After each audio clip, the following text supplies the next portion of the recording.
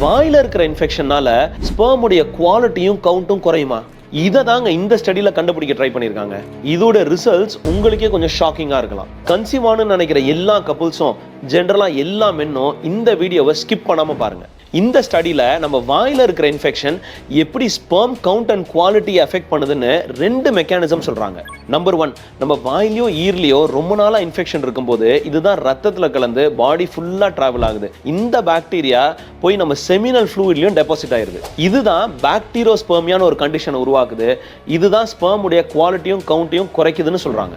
இன்னொரு ஸ்டடியில sperm count கம்மியா இருக்கிற பேஷண்ட்ஸ்ல அவங்க ஸ்பெர்ம்ல இருக்கிற பாக்டீரியாவும் வாயில இருக்கிற பாக்டீரியாவும் ஆல்மோஸ்ட் சிமிலரா இருக்குன்னு கண்டுபிடிச்சிருக்காங்க. நம்பர் 2, வாயில இருக்கிற இன்ஃபெக்ஷன் அதிகரிக்கும் போது நம்ம பாடி ஒரு கான்ஸ்டன்ட் இன்ஃப்ளமேட்டரி ஸ்டேட்லயே இருக்கு. இதனால நம்ம எதிர்ப்பு சக்தி கான்ஸ்டன்டா சண்டை போட வேண்டிய நிலைமையில இருக்கு. இந்த இன்ஃப்ளமேஷனும் ஸ்பெர்ம் உடைய கவுண்ட்டும் குவாலிட்டியும் குறைக்கும்னு சொல்றாங்க. இதுக்குன்னு ஸ்பெர்ம் கவுண்ட் குறைவா இருக்கிற எல்லாருக்கும் வாயில இருக்கிற இன்ஃபெக்ஷனை சரி பண்ணா ஸ்பெர்ம் கவுண்ட் இன்க்ரீஸ் ஆகும்னு அர்த்தம் கிடையாது.